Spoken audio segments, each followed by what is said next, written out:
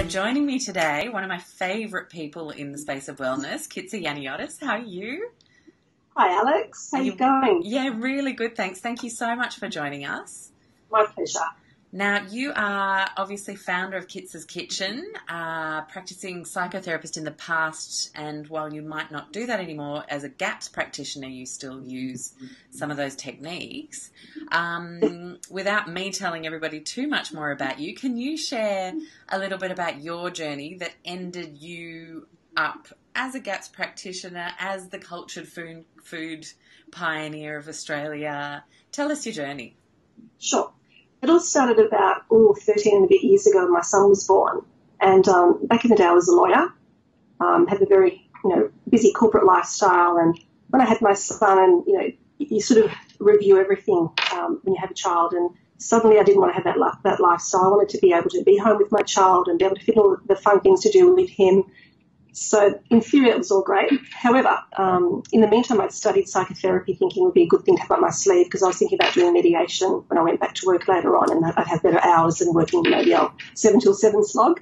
So within sort of about 6 months of him being on the planet, he started to have all these really bad reactions. When I tried to introduce solids, he was having gut pain and he was screaming and crying and being really unsettled, and so everyone kept saying, oh, it's teething, just give him Panadol. I'm going, well, I don't think it's teething. But anyway, being that hubby was a dentist, so I kept exploring, and then I discovered by speaking to a natural health practitioner that he actually wasn't digesting the food. He didn't have the enzymes to break down the food yet. So he said, well, just keep breastfeeding. Don't worry about introducing any solids at this point. Review it at 12 months. So I did that, and things improved, and he went back to being a bit more settled. But then when we tried solids again, same old story. Now, I had a history myself of a lot of food allergies, and so I always avoided wheat, dairy, sugar, all sorts of things. However, he had my problems magnified. So, when I started solids, I was giving him yogurt because I'd been okay with yogurt. I was giving him rye bread because I'd been okay with rye bread. But those things just didn't agree with him. And slowly I saw when he was sort of just under 2 years old, I think, he started self-limiting foods and being rather smarter than his mother, he started cutting out the things that he shouldn't be having. So that sort of embarked a whole other journey, realising that, I couldn't have a life of avoidance for him. I had to find a way to heal his gut, and there had to be, some way around it. And around that time, I went to a talk by Dr. Natasha Campbell-McBride and also Donna Gates. They were out here the very first time with Mind Foundation. So I remember sitting in that room and they both gave their talk, and I remember thinking, you know what, there's a very common ground here. People thinking they were different, but they had both had cultured foods as one of the mainstays of the diet and one of the healing parts of the diet. So I thought, I think that's the trick. I've got to learn how to do these. So I fluffed around for a while because it was all so foreign. I was like, I'm going to poison everyone and what's going to try. I remember thinking that the first time I made beet kvass. I'm like, am I going to drink this? I told Ollie I was having it because I thought, you may need to take me to emergency. Well, I got my to taste it because it's a much more robust system than us. So I was like, you be the guinea pig, you're tasting everything first. So it's my turn. So anyway, so I started making them for him, and, we also at the same time changing his diet by taking out all the grains, the fruit, everything at the initial stage that was aggravating to him. And then I started to see a change. I started to see him being much calmer, being the lovely settled baby he'd been, sleeping through the night again because he'd been up like 3 or 4 times every night and screaming agony, and there was nothing you could do, and everything that would stop it was playing high five. So I was very thankful to high five in those days. Mm-hmm. But yeah, so it was one of those things where the process sort of evolved, and then suddenly I realised, we're actually doing the GAPS diet. And I remember when I met Dr. McBride and I said, I'm doing this, this, and this, and this. And she said, well, you're actually doing GAPS without realising, apart from the buckwheat. She said, take that out and you'll get another deeper level of healing. So we did that. And again, there's another jump in his wellness. And it's funny, looking back now on the photos, I can see all the signs of allergy. Back then, you just think, oh, my child's so beautiful, they're so gorgeous. But now I can notice, being a bit objective, and see like the redness in the cheeks, a little bit of rashiness and a little bit of puffiness in the eyes. So yes, it all started that way. And then after a while, practitioners we were seeing were saying, what are you doing? He's got so much better. And I told them about the cultured vegetables and I can make some for our clients, and word sort of spread. And before you knew it, had shops ringing and saying, oh, can we stock your vegetables? And I was like, I didn't actually plan on this being a career, really. And it just sort of took on a life of its own, and it just sort of happened. It was one of those really strange things that I was meant to do this journey, I think. Absolutely. And I think the most powerful teachers are the ones who let their mess be their message. I say this all the time, but it is so true, because if you've come through something and you've figured out a way to fix it, then you're thinking like the person who's in the torture moment with the child who won't sleep and the allergy symptoms, and it just makes you such a powerful coach, really, because you're there in the arena rather than some professional looking in and going, poor you, I've read my books and let's try to fix you. Yeah, I think it's what you do. Yeah, and that's what I think that the power of having a practitioner that's been through it actually lives the lifestyle. Is I can narrow down on the little nitty gritty and tell you what's important and give you the shortcuts and just support you in that way to get to the next level, because it's very overwhelming. And when I did it, there was no one around. I used to email Dr. McBride and say, but I'm stuck, what do I do? And it was really hard because the internet wasn't such a big thing back then, and I didn't even know how to use the internet myself at that time. But so it is much better. And we've got support groups now and just all the different groups on Facebook. So, people can get the support, just making that first step to get over that line and make a commitment, because, as wonderful as GAPS is, it's a huge commitment. And especially those first couple of years when you have to be very strict, it really does take over your life, and you do have to sacrifice things. You can't go to birthday parties if your child is going to get upset about it. You can't eat out because you can't guarantee what they're going to give you to eat. So it is isolating, it is restricting, but, the light at the end of the tunnel is huge, and, it's just amazing then to be able to reclaim your life and do all these things you couldn't do before. And that's parents get very excited that actually there is a light at the end, but there's the rainbow at the end. Pot of gold. It's not just all hard slog and just maintaining. Especially when you see those little improvements along the way. It's so rewarding. So before we go too far into GAPS questions, can you briefly explain the theory for people who haven't quite come across GAPS before, who might be curious? Sure. The GAPS diet stands for Gut and Psychology and Physiology Syndrome, and it's created by Dr. McBride. She was a neurologist, and when her eldest son was born, he had autism. So she went to her peers and thought, what can we do? And everyone said, can't do anything. Autism's incurable. Just go away and forget about it, have another child. So she decided to go back to university and do her research, and did a master's in nutrition, and discovered that there were so many traditional healing foods that cultures have used for centuries to help the gut. And she realised that there was a connection between the gut and the brain, and all other parts of the body, obviously, as well. So she started her child on a diet where she removed all processed foods, started cooking everything from scratch, giving him the healing bone broths, the cultured vegetables to help digestion, and eventually her child recovered. So inspired by this and, people wanting to know, she started seeing patient and helping people in the UK where she's based. And then suddenly, demand grew worldwide because suddenly there was an epidemic of autism and ADHD and allergies and eczema and everything like that. And people had nowhere to turn, didn't know what they could do. So, there was a lifeline, something that people actually had a plan they could start with. Yeah. And, whilst it's not like a cure-all, there's no guarantees it's going to work for you because we're also by individual and often so many other factors involved. You're not going to lose anything by doing it. You're actually going to gain better gut health, and you may actually cure a few things that you hadn't planned to, even if you don't get rid of what you thought you were going to be doing it for. And a lot of people actually often say like that the parents that do it for one particular child, and they say the whole family's going to do it, make it easy when we're at home and everything. And they go, oh, that other child isn't whingy anymore, and that child doesn't complain about this anymore, and suddenly that rushy's gone, and then you get all these little surprises along the way because you get so used to a certain type of normal for yourself, which isn't, ideal. And then, then things change and people go, oh, it's amazing. You don't realise that these things could be an issue. I think what's really interesting is that a lot of people hear something like this, like they hear, I can only think of my friend Sarah Wilson and her hugely successful IQS program. They hear we're leaving everything including fruit for a month, or they hear it's bone broth and vegetables and slow-cooked meats for 2 months before you even think about anything else, and they think, well, that's deprivation, that's not healthy. I think what people need to understand is a distinction between deprivation and recalibration.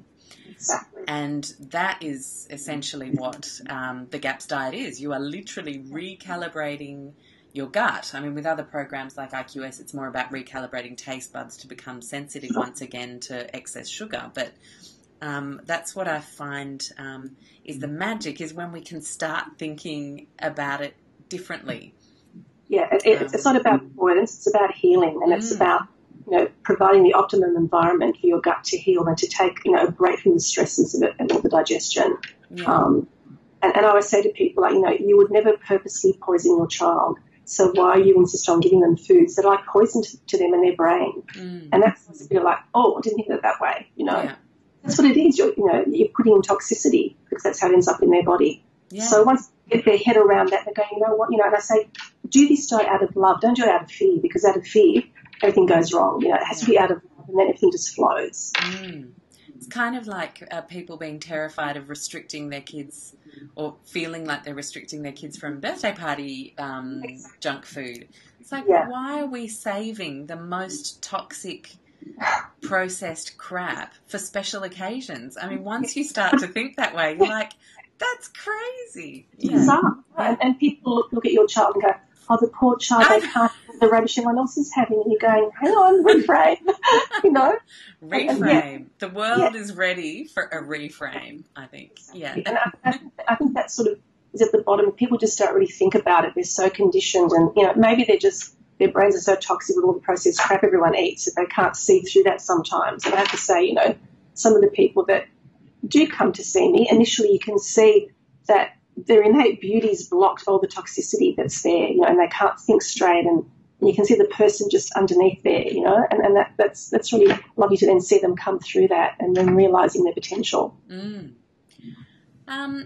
So can we talk a little bit about some of the more exciting scientific discoveries that are being made at the moment around gut health, disease, autoimmunity, allergies, and the link between all of these things? Yeah.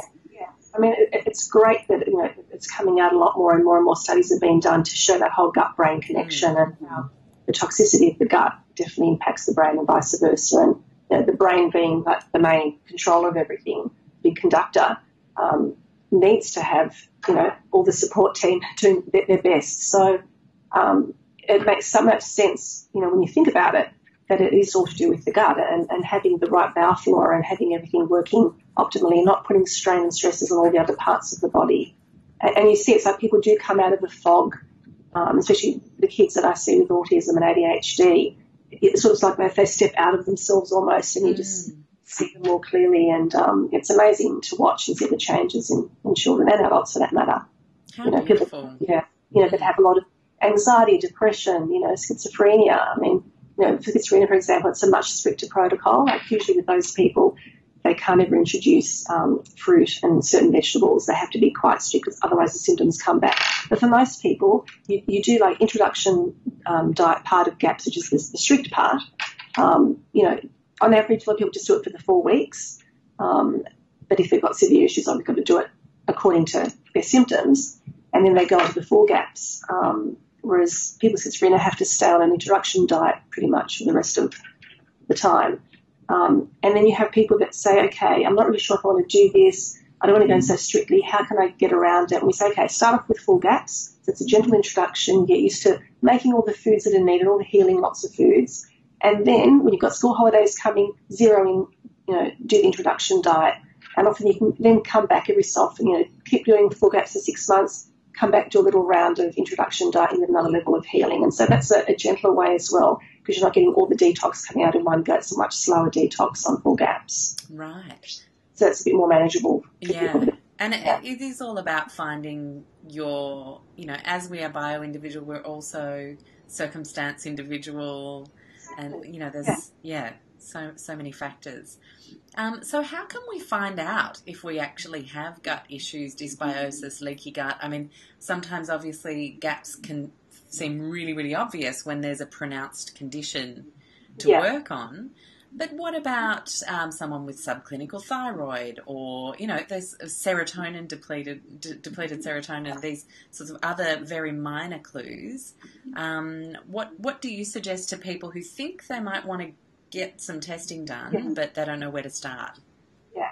I mean, there are lots of tests out there, and the problem with a lot of the testing is it's just a snapshot in time, so you're not always getting the whole story. And you really need an integrative practitioner, a doctor who understands the whole body really well and can join all the dots and add extra testing where necessary. But, things like, a stool test, like a bioscreen stool test, because that'll look at all your flora and show if there's imbalance. It'll give you readings on any nasties that are there, on what good flora you have, and then you can do a more targeted supplementation of exactly what you need to boost things. You can do a gut function test, again, through a biomedical practitioner. That'll give you an idea of, are you digesting foods? What's the transit time? Like, what's happening in there? Are you digesting fats, for example? But apart from those sort of tests that often can be quite expensive and unavailable for people, you can just change your diet and just see how you go. So, we've lost that intuitive understanding of our body and knowing how to listen for signs and how to interpret them, and we tend to misinterpret things. Or we block them down and keep going because, you haven't got time to complain, just got to keep going, so much to do. Just take a Gaviscon and keep going. Yeah, exactly. So it's about retraining yourself to be more mindful of your body and your symptoms and understanding that it's actually it's a good thing. It's a gift that they're giving you to help yourself. It's not like, I don't want to feel like this again. It's like, okay, what's it telling me? What do I need to learn from this? And so by just observing your body a little bit more and then changing the diet and saying, okay, I'm going to change this a little while and see how I feel. And a lot of the time when they change things and cut out all the big stresses, they do feel better. And they put back the food that they didn't realise was a problem, and suddenly they have a much bigger reaction than they ever had. It's an alarm bell, isn't it? Yeah. And it's like, oh my goodness, it was being masked by everything else in there. I couldn't see what was really at the base of it. Yeah. So that's why we say, initially just start off by taking out the mainstream. Take out your sugar, take out your grains, take out your dairy initially, and then just see how that goes and just keep everything home cooked, nothing processed, and know exactly what's in all your food. And you'll see a difference. You will feel lighter. You'll feel like you're not getting that bloating that a lot of people get after meals. You won't have that refluxy feeling when you overeat, all that sort of stuff. So I think it's sort of a good way to get started is to give it a go for a little while. Give it a month to see. And then you can go into it deeper if it feels right for you and if you connect. And in the meantime, do your reading so you understand why you're doing it. So if you understand why you're doing it, then it's a lot easier to stick to the program rather than being to do, because then you can sort of extrapolate and go, okay, well, that means I probably shouldn't have this and I probably shouldn't do that. And so it makes it easier to understand the basis of everything. Yeah.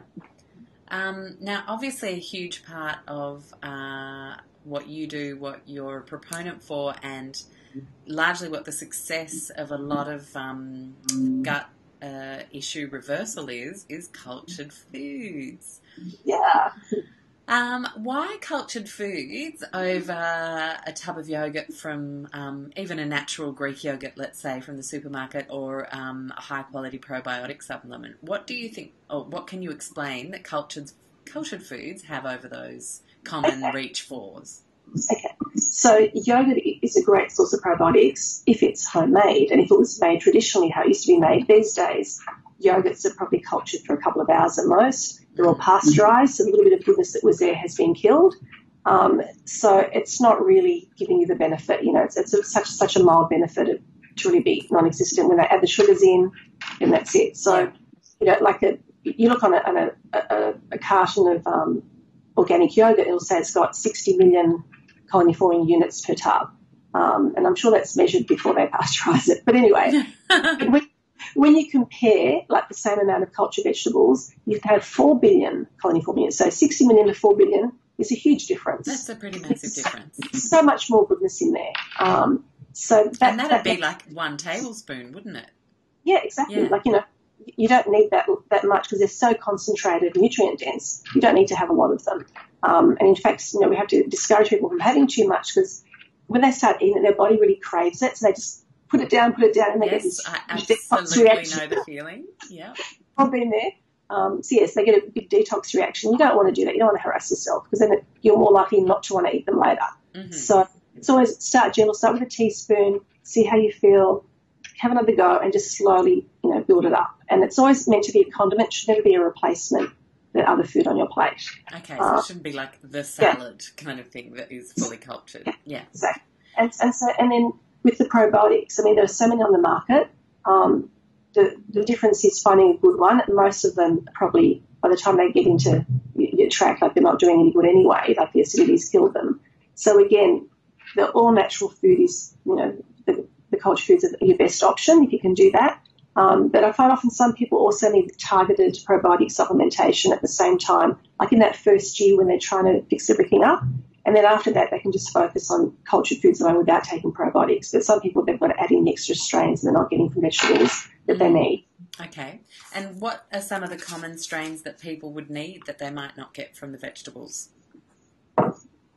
That's a tricky one because we're all so different and we all have different balances. So, some people have got very low bifida, even though they may eat cultured vegetables. For whatever reason, their body isn't absorbing the bifidobacteria.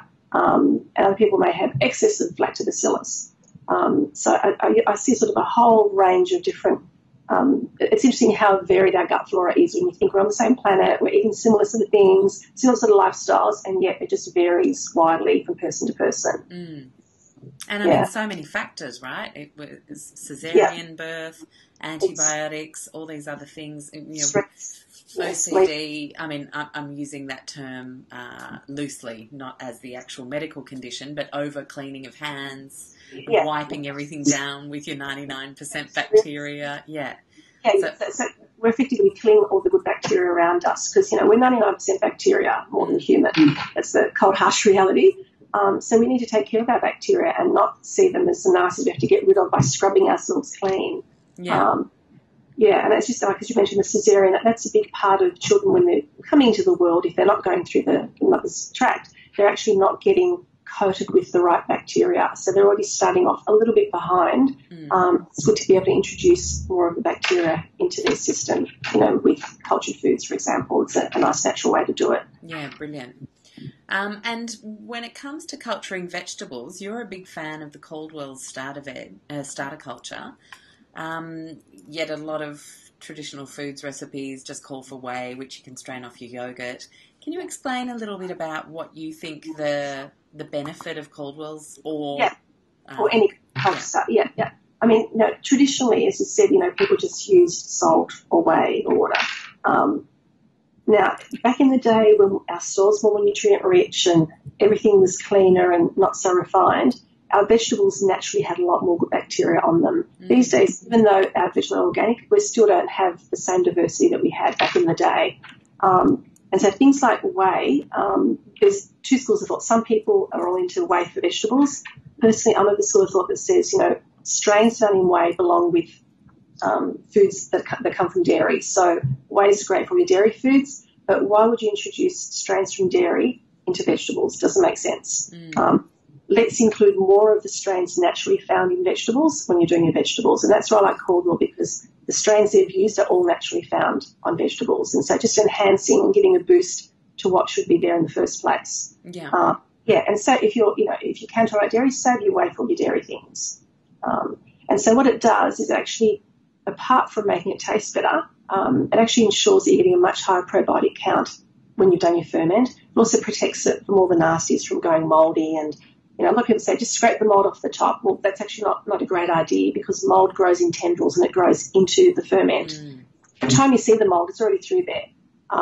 So if you've got a robust constitution, you probably get away with that. But for people with weakened immune systems, you don't want to be risking putting any nasties in there. So it's an added insurance that your ferment will turn out fine and will be safe to consume. And that's why for people starting, I like to recommend that. And in time, they may just decide they want to use salt. But in the early days, do that as a precaution and to take better care of yourself. Brilliant. And now a lot of people get a bit upset about how expensive these vegetable starter cultures are. Can you explain why they're so expensive and just help people be aware of how long they last? I mean, I think, it's the whole thing of bringing them in from overseas. It's actually quite difficult to import products. And until I got into importing products, I had no idea what was involved from the insurances and the duties and the taxes and all the different licenses and things that you have to, get. So there's all that side of it. But the thing is, you don't need to use a lot. Like for example, the Caldwell, each starter packet has got 6 sachets, and each sachet can culture up to 3 kilos of vegetables. So you can probably use, a third to a half of a sachet for doing like a 1.5 litre jar. So it lasts you for quite a long time, and you just store it in you open your packet, seal it back up again, pop it in the fridge. And, you can store it in the fridge or in the freezer if you're not going to be using it as regularly, and it will last you a good while. Yeah, and then, once you feel like you're getting enough benefit, you feel like things have settled down, experiment. Try making some without starter culture, or just try making some with a bit of the juice from the previous one, or just use salt, and see how you feel. See if you notice a difference. See if you still need that extra boost, because maybe you don't, And can I ask you about kombucha? Because I personally know your feelings and apprehensions around it, depending on people and their situation, bioindividuality. Can I ask you to share that with everybody? Because I think everyone kind of goes buzzwordy on these things that, and everyone's buying their scobies and trading them, and yet, we can be so in tune with what's going on in fashion of health that we forget to be in tune with what's going on with our body reacting to that fashion. Go for it. Yeah, so kombucha actually isn't part of the GAPS protocol. It's a more advanced food as seen on GAPS. And one of the reasons is because the way a SCOBY is grown and shared, you never really know the etiology and where it's come from, and it's prone to having stray viruses and all sorts of things attaching to it. So if you are, a bit under the weather and not as robust in your immune system, you can get other things getting in there and harassing your system. And I just find that a lot of people who are quite sensitive don't tolerate kombucha that well. So usually people that are a bit more advanced in their healing, and again, other people who can tolerate every single other type of cultured food, the kombucha doesn't work for, and I'm one of them. Like, I've tried so many times over the years and still it just doesn't agree with me. But other people are the same. So there's something about whether it's from the whole sort of that strain of bacteria that it comes from, or whether it sort of conflicts with something else. I don't quite know. Haven't quite worked that out. It picks up quite a few wild atmospheric yeasts as well, doesn't it? Yeah, because it's not anaerobic. So, it does need air to survive. So there's more chance of more things getting in there. That's the difference between your anaerobic fermentation of your other foods and kombucha that needs to be a bit more wild and out there. Yeah. Yeah. Great. So how about we talk about what you've launched with Pete Evans? Okay. So, very exciting. Launched last week. We created a home fermentation kit because over the years I had lots of people ringing me and saying, I tried to make the veggies and this didn't work and that didn't work and what am I doing wrong? And so sort of in the back of my mind was, there's got to be a way to simplify the process so that people actually get the benefit, because everyone's always put off by what seems like it's such a big thing. It's so foreign, it's so different, and they don't want to try because they don't want to fail. And it's expensive to buy your organic veggies, and you make it, then you're waiting, and it's finally ready, and you can't eat it. So, that's sort of one of the side of things that people are getting very frustrated with. And so we thought if we put together a kit that addressed all those issues and had everything in the one spot, so people that were truly beginners would say, okay, this is what I need to do. I buy this kit, I just have to add the vegetables and some water and I'm done. And it was just to demystify the whole process, to make it, more easily available for everyone. But basically to sort of bring it into more mainstream so that more people could benefit, so that it wasn't just this elitist little thing that, hippies did. Yeah, it helps grow the niche. Exactly. All for that. That's fantastic.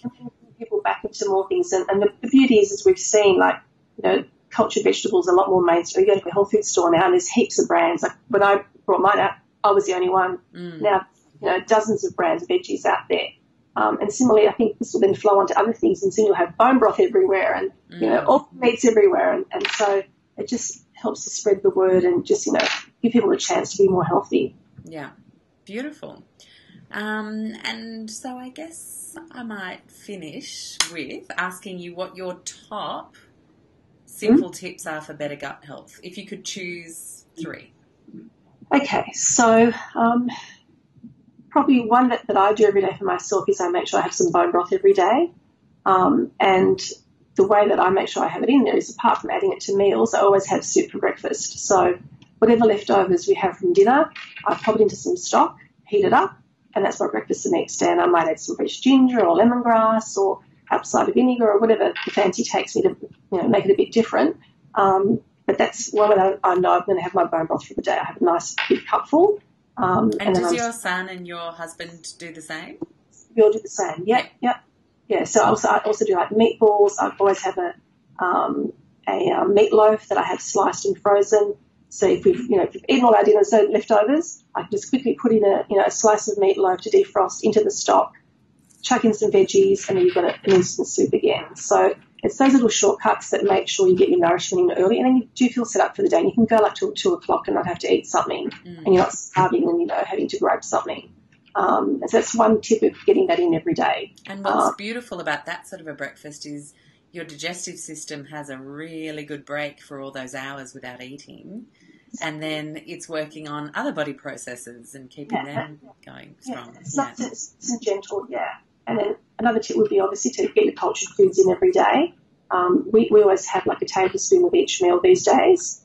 But even if you start by doing it once a day, that would be a really great start for people. And the other thing I'd say for gut health would be to make sure you get lots of rest, like value your sleep, and learn what works best for you to eliminate stress. Like, how can you reduce things in your life? Because you can have the most perfect diet, have the most beautiful organic food and still be really unwell if stress is running your life. And I see a lot of people like that. They say, but I'm doing everything perfectly, and the stress of doing it perfectly is making them sick. Yeah. And I'm in there, so I know. Oh, yeah, absolutely. I think a lot of people fall victim to that trap when you wake up to the world of real food and how much we've been conned and how many deals are done to make us eat the way we eat as a culture, and you can get angry, and then that anger moves into like a very strict, almost extreme rebellion against all of that. And then you find yourself, I remember thinking, I'm actually stressed out about food. But this is a joyous, amazing, beautiful process. And here I am missing it because I'm so stressed out about fairy bread. And the thing is, like, people start to feel better, and they get a bit obsessed with feeling even better. So then they start to narrow it down and do it more strictly. And that's what's happened. A lot of people that do the GAPS diet, and I was quite guilty of this in the early days because I didn't know any better, that they start to do GAPS really low carb. Now, GAPS was never meant to be a low carb diet. And as women, we really need to have some carbs in there for our adrenals. And so I see a lot of women that have done GAPS really strictly or similar to GAPS, like paleo, and their adrenals are stuffed and their thyroid's all out of whack because you do need those carbs. And so that's sort of another little myth that GAPS has to be low carb. It's not, because you do have like the veggies and certain fruits that are allowed. And I think low grain and low carb get confused, don't they? Or no grain and low carb. But they're not the same thing, because, there are so many beautiful carbohydrate sources that are natural that pack so much punch in the micronutrient department with the fruit and veg. So, that's a great distinction to make for people. That's brilliant. Yeah, and I can absolutely sympathise with the adrenal thyroid thing. I'll never forget the day I ate a potato after thinking, I've really got to try this whole low-carb thing. And I've got absolutely nothing against it as a healing diet, especially for certain brain conditions, diabetes as well, incredible. But for me personally, with the issues I had, again, it comes back to bio-individuality. I ate that potato and I had just the biggest smile on my face and just energy, and I felt balanced, and I thought, absolutely, this is actually something that's right for me. And it's just about listening to yourself and not letting the stress of what someone else deems perfection to be and overriding your own wisdom and judgment about what's working for you. Yeah, because no food is evil. Like, people get very into, like, this is bad for me. If you're on a desert island and that's the only food you had, you would survive. That food would be the best thing for you. So it's not the food, it's our body and how our body tolerates things. Exactly. And it's about making that distinction between the real evils versus real food, and then what works for you within that. Yeah, and the thing is, it all depends on how you prepare the foods and what you serve them with and what you cook them with, and that makes the biggest difference. So another thing with GAPS is people think, I'm going to be, depriving myself the rest of my life. Well, it's usually a 2-year program that you do. As I said, like, you do the introduction diet for at least a month normally. Some people have to do it for 6 months, some longer. Some people have to start in the first stage, for ages. Other people can move much more quickly. There's lots of little things in there that go on. But the thing is, it's ultimately a healing diet. The idea is to do GAPS and be able to get off GAPS and eat more widely. So you're not supposed to be stuck there for the rest of your life. That's the beauty of it. So I don't see this deprivation. I see that as recalibration, as you said, because it's a whole other story. It's not, like the other diets where you have to leave all these things out forever and you never progress and just end up with all these white foods. Yeah. So that's the beauty of GAPS. It's got a really lovely focus at the end of it. Yeah, beautiful. Well, thank you so much for taking the time to have a chat today. It was Thank great. We'll do a little giveaway of a fermentation kit. Sure. And we'll have you into the group to maybe answer a few questions one night, just for anyone who's confused around fermenting their very first batch of veg out there. Thank you so much. I will see you no doubt very soon. And yeah, wish you all the best with the launch of the kits. Thanks so much, Alex. Thank you.